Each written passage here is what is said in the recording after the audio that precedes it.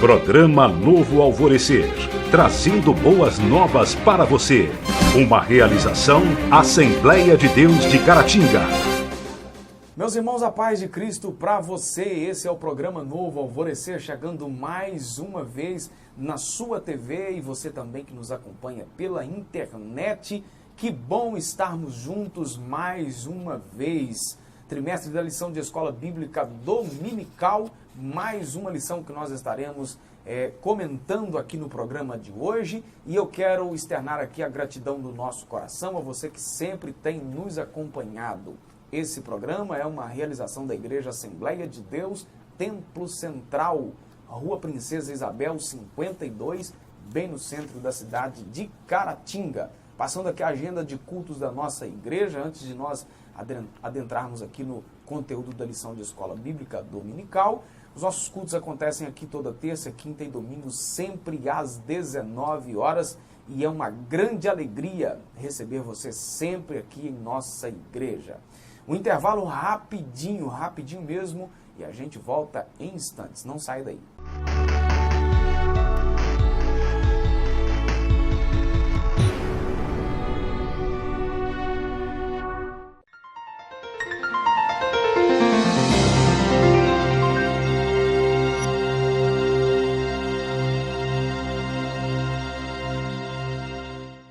Continuando o programa Novo Alvorecer, comigo aqui o Joás Inácio, que é professor da Escola Bíblica Dominical aqui no nosso Templo Central. Bem-vindo mais uma vez, Joás. Amém. Deus te abençoe. A lição de número 2, 13 de janeiro de 2019, é o dia que nós estaremos estudando aqui na nossa igreja. O tema da lição é a natureza dos anjos, a beleza do mundo espiritual. Textuário da nossa lição, Salmo 103, versículo 20. Bendizei ao Senhor, anjos seus, magníficos em poder, que cumpres as suas ordens, estabelecendo a voz da sua palavra. Verdade prática diz que os anjos são seres reais, espirituais e celestiais a serviço de Deus e enviados para ajudar os que vão herdar a salvação. A leitura bíblica em classe, Lucas capítulo 1, do versículo 26 ao versículo 35, o texto que nós estaremos abordando aqui, baseado nisso aqui, que foi, na verdade, a visita do anjo a Maria, né, para anunciar o nascimento de Jesus. Os anjos, Joás, estão presentes na Bíblia desde o livro do Gênesis até o livro do Apocalipse, ou seja, nós vemos aí em todo o contexto bíblico, a menção de anjos, o trabalho dos anjos, mesmo de forma direta ou indireta, e eles aparecem a muitas pessoas na história do povo de Deus, trazendo uma missão específica. A presente lição, então, pretende mostrar que eles são reais, ou seja, não é lenda, mas seres reais que continuam atuando na vida da igreja. É um assunto assim, um pouco delicado, né? Porque envolve com questões metafísicas, né? Coisa que a gente não é palpável, não é todo mundo que vê, e coisas assim. Mas existe muita confusão sobre esse assunto, né? Sobre se os anjos existem mesmo ou não, sobre o papel deles, a identidade deles. E assim, desde muito tempo, né, só lembrar dos saduceus, né, na época de Cristo ainda, não acreditavam na existência nem de anjos, nem de demônios, nem nada disso no mundo espiritual, né? Um pouco depois veio Ário, né, com a doutrina arianismo, né? E assim, hoje tem alguns representantes deles entre nós, né, que estão aí pregando por aí, né, de casa em casa até, que acreditam nos anjos, né, mas tem uma visão distorcida do papel deles, do que eles sejam, da identidade deles. Essa lição vai esclarecer um pouco, né? Desde sempre também, sempre há também uma certa mistificação, né?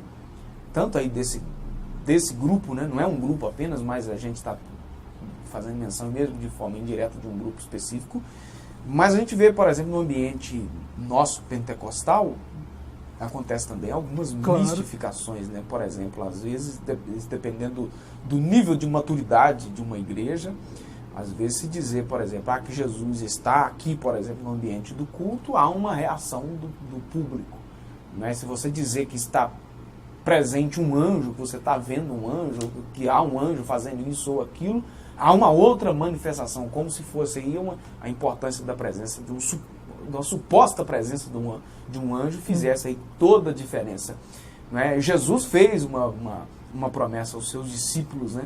Que onde estivessem reunidos 2 ou 3 pessoas em torno do seu nome, ele estaria presente, mas não faz nenhuma menção de presença de anjo num culto. Né? Embora a gente saiba que os anjos estão a serviço aí dos filhos de Deus, enfim. Né? Ele sendo onipresente, ele se manifesta onde ele é bem-vindo. Né? Jesus é um cavalheiro. Né? Agora, quanto aos anjos, né, a presença, quando Jesus se manifesta em um ambiente, né, isso é percebido por todos no ambiente, né, isso, mesmo que assim, em níveis diferentes. Né. Agora, o anjo, se ele estiver em algum lugar, ele está cumprindo uma ordem de Deus específica. Ele está trabalhando. Né. Ele não está naquele lugar para fazer você se arrepiar, para te atrapalhar a adorar, né, para atrapalhar o seu culto, nem coisa do tipo. Né. A gente viu aí há pouco tempo atrás, relato de anjo atrapalhando o louvor. O cara está cantando, aí o anjo está... Ele diz que o anjo está cutucando ele, está perturbando ele, né? Está encostando nele, aí ele faz... Teve isso? Eu não vi. Isso é até... Cômico, né?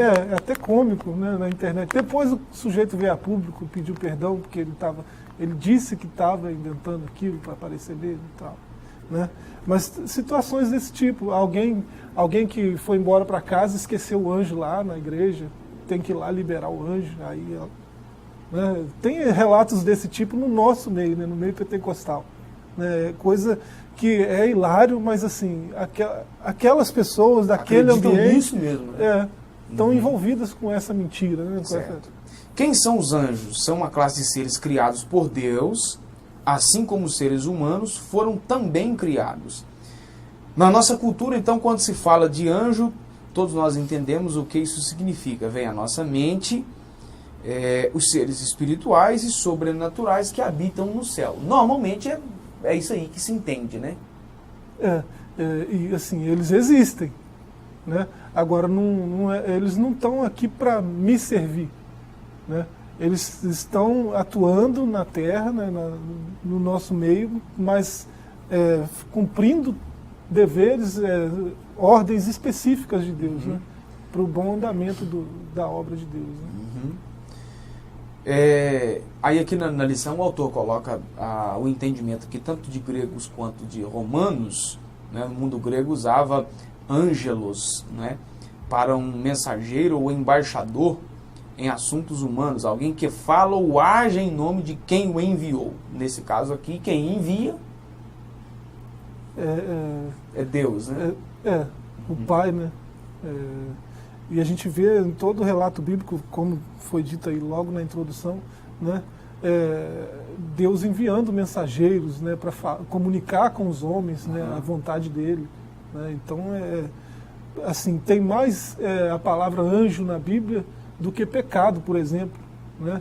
É uma ocorrência vasta em todo o texto bíblico, né, sobre o agir, né, o atuar desses anjos, portanto a existência deles. Né? Então, não tem dúvida que eles existem, eles trabalham, eles reais, né? Eles estão à nossa volta, mas assim, estão trabalhando do mesmo jeito que nós, né, para o reino, estão trabalhando para o mesmo Senhor. Tá. Né? Na cultura judaica, então, indicava um ser celeste, espiritual, dotado de poderes sobrenaturais e acima de qualquer humano. O malar, né, é um mensageiro, né, do mesmo modo que a cultura grega, aí, como foi falado, né, significa mensageiro, e no caso um mensageiro de Deus. Né? Agora, ele o homem, isso está claro na Bíblia também, o homem foi feito um pouco abaixo dos anjos. Né? Isso significa dizer que eles têm uma liberdade maior do que a nossa. Nós somos livres. mas os anjos são mais livres, portanto eles são maiores, né? Quando se fala de hierarquia no reino de Deus, está se falando de quanta liberdade você tem para agir, né? É isso. E os anjos são um pouco mais livres do que nós, né? Deus é soberano sobre tudo, sobre todas as coisas, sobre toda a criação, né? Inclusive sobre os anjos, lógico, até os anjos caídos, né? Não dá para ficar citando muito Lutero, né? Mas ele falou que o diabo é o diabo de Deus, né?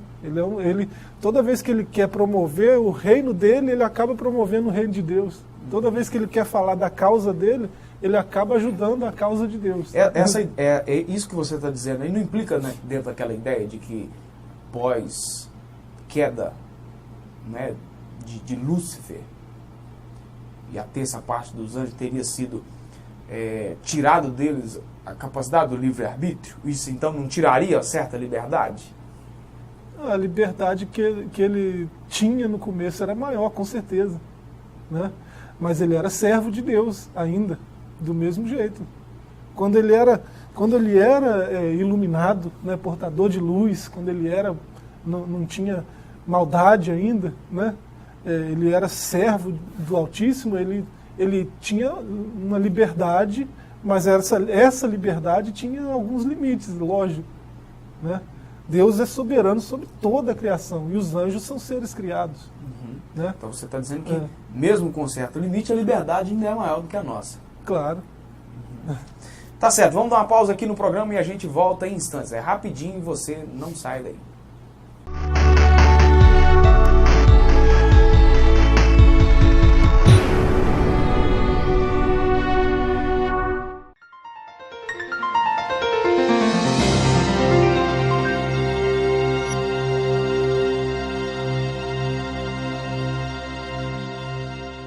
Continuando o programa novo, alvorecer agora para o segundo tópico da nossa lição, sobre a natureza dos anjos, ô Joás, que são criaturas espirituais invisíveis aos seres humanos, né, ao menos que haja interesse, um propósito de se manifestar, né? A gente vê isso acontecendo, né? Por exemplo, a manifestação do próprio texto aqui da leitura bíblica em classe, né, de Lucas capítulo 1, que o anjo Gabriel se manifestou visivelmente a Maria, e tem outros textos também, né? Os anjos que se manifestaram a Ló, né, lá em Sodoma e tudo mais, eles são sobrenaturais, e como os humanos possuem natureza racional, são em grande multidões nos céus, conforme o texto de Hebreus capítulo 12, também o texto de Apocalipse capítulo 5. Como criaturas não são autônomas, nem independentes, não agem como tal e nunca receberam adoração. A gente vê isso lá no Apocalipse, quando João, na sua visão, ele prostra para adorar e o anjo rejeita a sua adoração. A habitação deles, então, é o céu, e eles veem sempre a face do Pai. Aqui já mostrou a natureza deles, né? Eles são seres criados, mas são seres espirituais, né? Eles têm um intelecto, né? Mas eles têm uma liberdade, mas essa liberdade não é total, né? Eles são livres para fazer a vontade de Deus, né? Então eles, como o Salmo que foi aí o texto áureo, né? Eles estão sempre obedecendo à voz do Senhor, né? E assim, não são assexuados, né? Isso aqui também é importante, porque existem algumas deturpações nesse sentido, né? Até entendimentos equivocados do próprio texto bíblico, né? Você vê aquele texto polêmico lá dos filhos dos homens, os filhos de Deus conheceram as filhas dos homens e nasceram lá os gigantes e tal, né? Aquilo ali é interpretado como sendo anjos, mas nem sempre nas Escrituras, quando vai se referir a anjo, vai falar de que é filho de Deus, né? Alguns casos, sim, mas não são... Então, para ficar claro aí, você diz que são assexuados ou que não não são assexuados. Eles não, anjo não tem sexo. Anjo não é macho nem fêmea, né? Isso aí é uma coisa que traz confusão, né? Mas que o texto bíblico é muito claro, né? Jesus, quando interrogado a esse respeito, né? O sujeito teve tantas esposas, né? Na ressurreição dos mortos, quem que vai ser a esposa de fato? Todas elas e tal. Ele falou, não, vocês não sabem que os homens na ressurreição vão ser como os anjos, que não tem, que são assexuados, né? Não se casam, então, não se dão em casamento. Então os anjos são assexuados, não tem sexo. Não tem sexo. A Bíblia mostra a atuação deles nas diversas esferas dos céus e na terra. Uma de suas atividades, e a principal delas, é louvar e glorificar a Deus. Então esse é o ofício. Tudo que existe foi criado por Deus, né? O Criador, o Eterno. E tudo que foi criado para a glória de Deus. Né? No momento que essa criação, essa criatura, não glorifica mais a Deus, ela é digna de ser destruída. É o anátema. Né? O anátema, você lembra que é algo que é tão maldito que merece ser destruído. Né? Você vê isso na história bíblica, principalmente na caminhada do povo de Israel lá no deserto. Né? Então, foi o que aconteceu com os anjos caídos. Eles deixaram de glorificar a Deus. Então, o que aguarda eles é destruição. A destruição, e não no sentido literal, como se prega, né? Que serão exterminados, vão deixar de existir. Deixar de existir. Eles não... A destruição aí tem mais a ver com castigo, com tormento, do que com aniquilação. Embora haja outros pontos de vista, esse aí é o mais correto, né? Parece o mais correto. Né? Certo.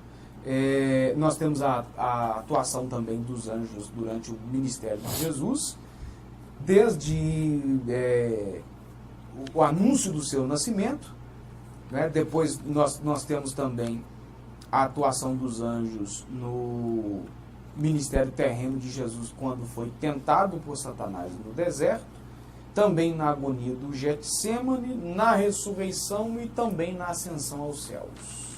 Então sempre lá, né? Sempre contribuindo, servindo, né? Servindo. Serviram ele no fim da tentação no deserto, né? Serviram ele no Getsemane, consolando, né? E fortalecendo, trazendo com certeza consolo de Deus, força do Pai, né? Então eles estavam sempre acompanhando Jesus nessa caminhada, né? Desde o anúncio do nascimento até o Calvário. Né? Certo. Ok, vamos dar uma pausa, mais uma aqui no programa, e a gente volta em instantes.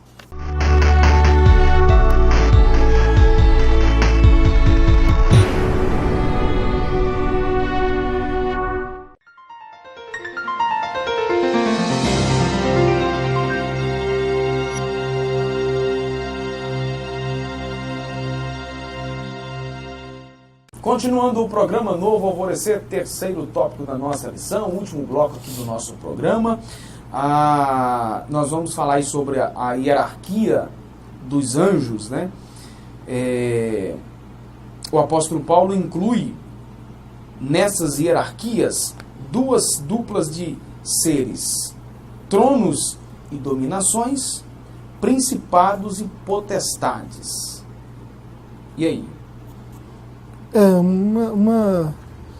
Uma categoria, uma divisão, né, de categoria dos anjos, né? Assim, nem todos olham para isso aqui como sendo referência a essas hierarquias aí.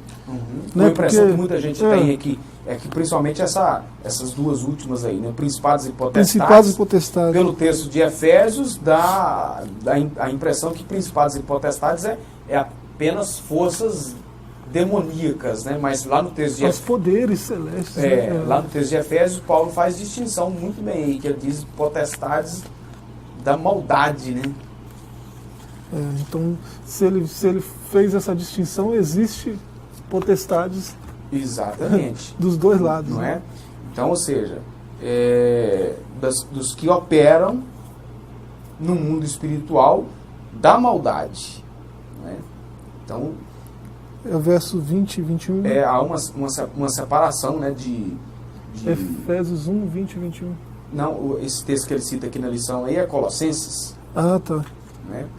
Então, assim, Colossenses 1, 16. É esse que vai dividir aí, tronos e dominações, principados e potestades, em Exato. Colossenses 1,16. Exatamente. Então, ou seja, é preciso que haja uma compreensão melhor disso aí. Né? Vamos aí, qual que é o próximo aí? Serafins e querubins. São outras duas categorias de anjos sobre as quais a Bíblia revela algo mais do que as categorias anteriores. Serafins são criaturas sobrenaturais associadas à glória de Deus, enquanto que os querubins simbolizam a transcendência de Deus, o qual habita entre os querubins, é o texto de Salmo 4:4. Aquelas criaturas com asas, né? Assim, tem algumas descrições que chegam a ser assustadoras, né? E os serafins, aqueles flamejantes, né? Afogueados, né? Brilhantes. Eles estão aí, parece que no topo da hierarquia, né? Então eles fariam parte desse primeiro grupo ali, olhando para Colossenses, né? De tronos e dominações. Né? Tanto é que eles estão ao redor do trono. Né? Tronos e dominações. É uma hierarquia superior às outras classes. Né? Aí depois vem arcanjo, depois vem os mensageiros. Embora aí o autor tenha citado aí no plural, né? Eu não gosto dessa interpretação de arcanjos. Aí a base bíblica é praticamente nula, né, para falar de arcanjos. Né? No plural, o que o texto aponta aí é apenas o Miguel. O autor acaba incluindo aqui o Gabriel, mas ele inclui que não é um pensamento dele, é um pensamento de alguns. Não é? Tem aí o texto apócrifo, né, também, que vai incluir o nome de um outro anjo aí, que é o Rafael, mas o texto bíblico mesmo aponta apenas esses dois nomes, né, tanto o Miguel quanto o Gabriel. Mas ele põe arcanjos aqui, baseado em Daniel 10, verso 13, né, como Miguel sendo um dos primeiros príncipes. Uma coisa é o principado e a outra coisa é a classe angelical. Né? Qual a base que eu tenho para dizer que um serafim não pode ser principado? Um querubim não pode ser principado, só o arcanjo. Não existe essa base. O único lugar na Bíblia é Daniel 10:13, que diz que Miguel era um dos primeiros príncipes. Então Miguel é o príncipe de Israel, porque ele só aparece na história de Israel. Você só vê Miguel envolvido em alguma coisa israelita. Então ele é príncipe de Israel. Isso está claro até no texto de Daniel 10. Né? Agora, os outros principados, quem garante que eles são arcanjos? Não existe lugar nenhum que diz que os príncipes desses principados são arcanjos. Né? Agora, o príncipe de Israel é arcanjo. Né? Uma coisa não está relacionada com a outra. Né? Então, a base para dizer que arcanjos aqui é só esse texto. E me parece que é uma base muito frágil, né? Para dizer que existe mais de um arcanjo. Além de dizer também que, mesmo que seja uma base sólida, só tem essa, né? O que não é fonte o suficiente para se formar uma doutrina, né? A gente sabe disso. Para se interpretar corretamente um texto, você não pode criar uma doutrina baseada apenas em um texto. Essa é uma das regras básicas para a formação de uma doutrina, né, de um pensamento.